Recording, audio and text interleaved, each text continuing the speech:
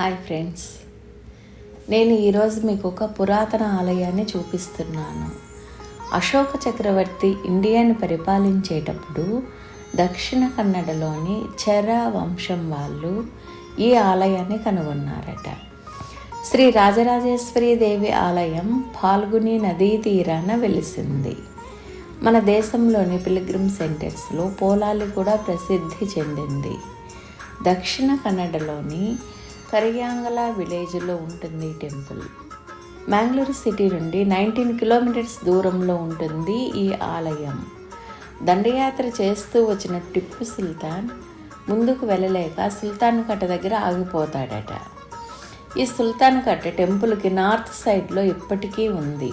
ప్రస్తుతం ఆ ప్లేస్ని పార్కింగ్కి యూజ్ చేస్తున్నారు.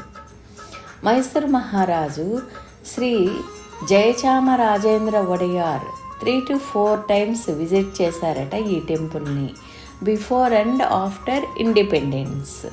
ప్రస్తుతం మనం పోలాలి ఎంట్రన్స్లో ఉన్నాం. పోలాలికి వెళ్ళే దారంతా ఎంతో ఆకర్షణీయంగా ఆహ్లాదకరంగా ఉంటుంది.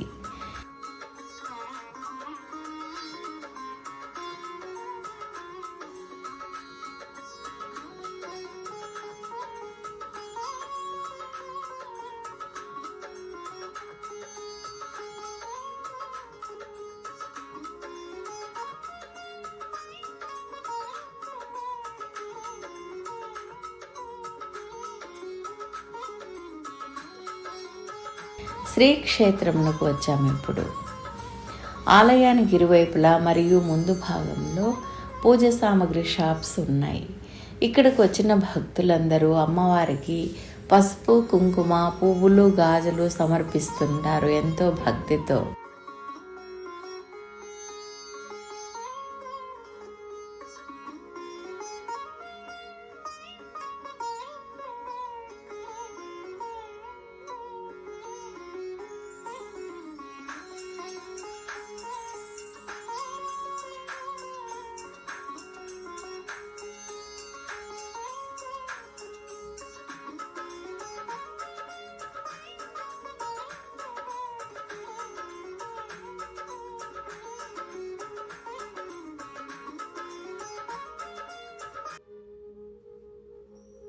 భక్తులందరూ చెప్పులు బయటే వదిలేసి కాళ్ళు కడుక్కొని సేవా కౌంటర్ దగ్గరకు వెళ్ళి టికెట్స్ తీసుకొని ఆలయంలోకి ప్రవేశిస్తారు. ఇన్ని 442వ సంవత్సరంలో పర్షియన్ ట్రావెలర్ అబ్దుల్ రజాక్ హిజ్రా అనే అతను టెంపుల్కి వచ్చినప్పుడు అమ్మవారి దర్శనానంతరం ఇలా అన్నారట: ప్రపంచంలోనే ఇంత అద్భుతమైన మందిరం లేదని అన్నారట. శ్రీ రాజరాజేశ్వరి దేవిని దర్శిస్తుంటే మనల్ని మనం మరచిపోతాం. ఈ దేవి విగ్రహంలో మ్యాగ్నెట్ పవర్ ఉందని చెప్పారట.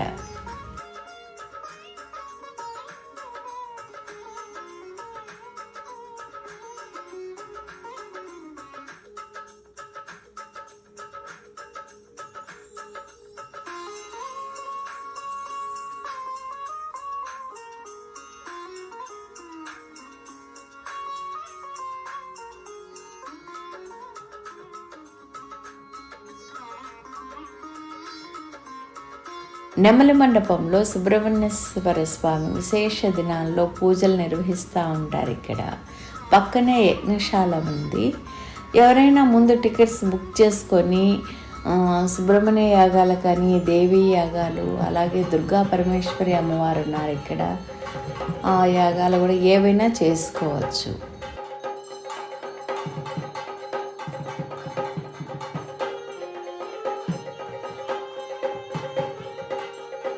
ఈ ఆలయంలోని ధ్వజస్తంభం చాలా పొడవుగా ఉంది చూడండి.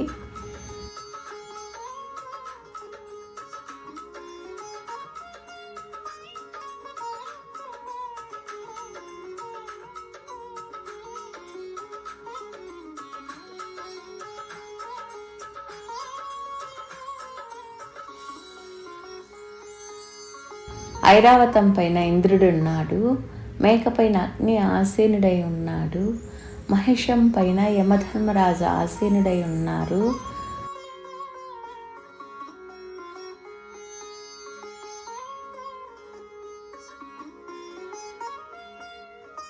నరవాహనం పైన కుబేరుడు, మొసలి వాహనం పైన వరుణుడు, జింక వాహనం పైన వాయువు, అశ్వవాహనం పైన శుక్రుడు, నంది వాహనం పైన శివుడు ఆసీనులై ఉన్నారు చూడండి. అందుకే ఈ ధ్వజస్తంభం చాలా స్పెషల్ ఇక్కడ.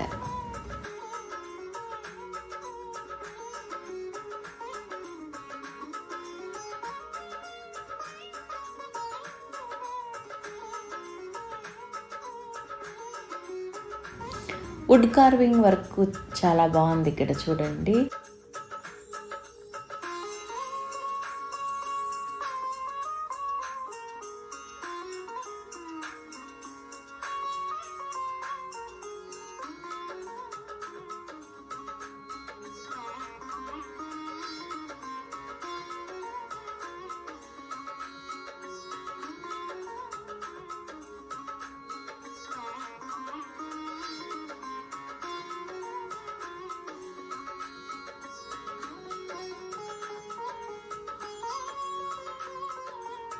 పైన సీలింగ్ కూడా చూడండి. సెంటర్లో స్టార్ లోపల సన్ ఉన్నారు. చుట్టూ దేవీ దేవతలను మలిచారు.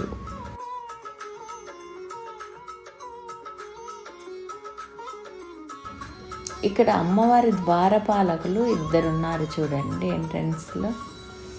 గర్భగుడి లోపల మెయిన్ శ్రీ రాజరాజేశ్వరి దేవి ఉన్నారు. ఆమెకు ఎడం వైపు సరస్వతీదేవి, భద్రకాళి ఉన్నారు. కుడివైపున కార్తికేయుడు, గణపతి ఉన్నారు.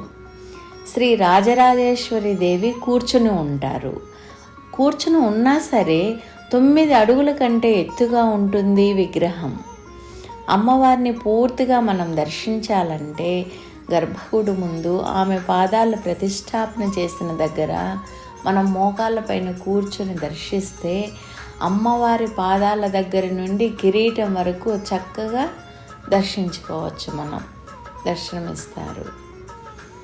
అమ్మవారి దివ్యమంగళ రూపాన్ని ఎంతోసేపు చూడాలనిపిస్తుంటుంది. అలా కూర్చొని చూస్తుంటే చూడాలే కానీ మాటల్లో చెప్పలేమండి.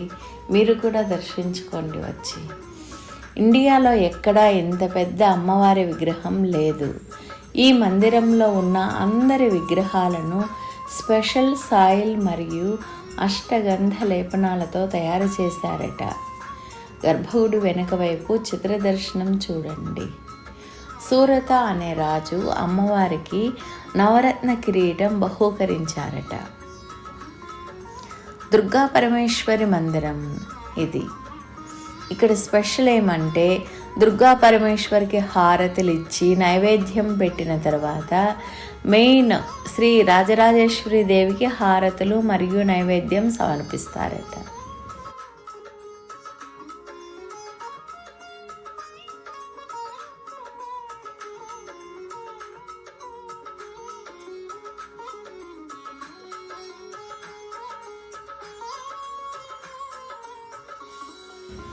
పైన 5 కలశాలు కనిపిస్తున్నాయి కదా చూడండి. అమ్మవారి దర్శనానంతరం కలశ దర్శనం చేసుకోవాలంటారు.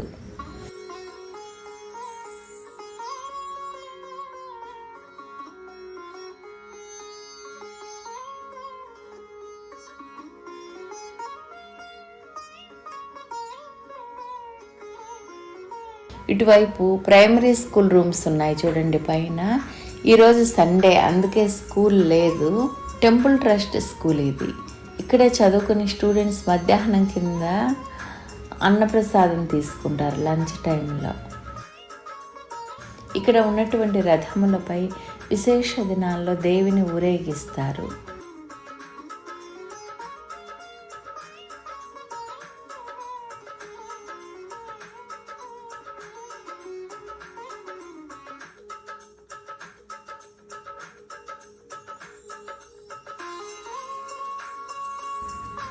ఈ ప్లేస్లో ఇక్కడ తీర్థప్రసాదాలు ఇస్తారు.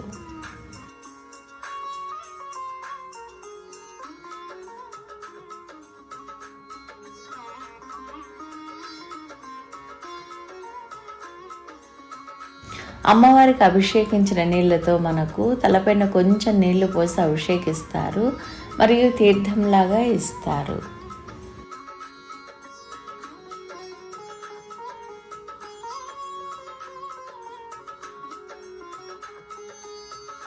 కింగ్ సూరత తన రాజ్యాన్ని పోగొట్టుకుని మరియు సంపదలను పోగొట్టుకొని ఆ అమ్మవారి దర్శనానికి వచ్చి తనకు తిరిగి సంపదలతో పాటు రాజ్యం వస్తే విగ్రహాలను చేయిస్తానని చెప్తారు. అలాగే తను తిరిగి రాజ్యం పొందిన తర్వాత విగ్రహాలను చేయిస్తారు. ఈ విగ్రహాలు సమదృష్టి ఉండేట్లుగా స్పెషల్గా చేయించారు. క్షేత్రపాలకుడైన కాలభైరవుడు ఉన్నారు ఇక్కడ.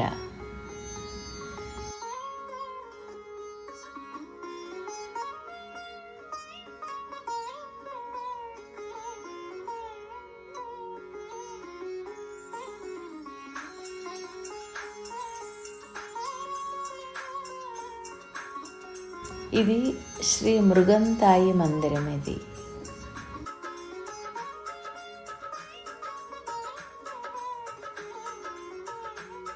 ధర్మంగా న్యాయంగా కోరుకున్నట్లయితే అమ్మ వెంటనే ఆ కోరికలను నెరవేరుస్తారు.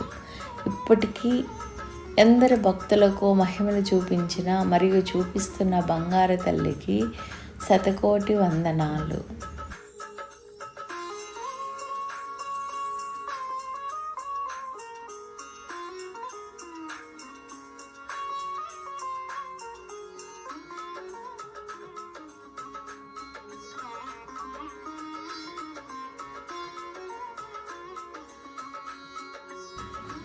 ప్రతిరోజు మధ్యాహ్నం 12 గంటలకు అన్నప్రసాదం ఉంటుంది ఇక్కడ. వేడివేడిగా శుభ్రంగా రుచిగా ఉంటుంది ప్రసాదం. అందరూ ఫ్యామిలీస్తో వచ్చి అమ్మవారి దర్శనం చేసుకొని ప్రసాదం తీసుకుని వెళుతుంటారు ఈ చుట్టుపక్కల లోకల్లో ఉన్నటువంటి వారు. ఈ ఆలయంలో దేవి నవరాత్రులు బాగా సెలబ్రేట్ చేస్తారు. అలాగే ప్రతి సంవత్సరం మహాశివరాత్రి, గోకులాష్టమి, దీపావళి, సుబ్రహ్మణ్య పంచమి సెలబ్రేట్ చేస్తారు బాగా ఇక్కడ.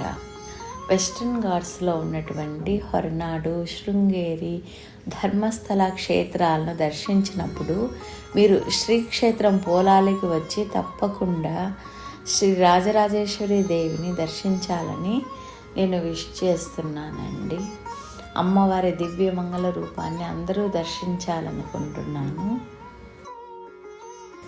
శ్రీస్ డైరీ ఛానల్ వ్యూయర్స్ అందరికీ చల్లని తల్లైన శ్రీ రాజరాజేశ్వరి దేవి ఆశీర్వాదములు మీ వెన్నంటే మీ అందరికీ ఉండాలని నేను మనసారా కోరుకుంటున్నాను.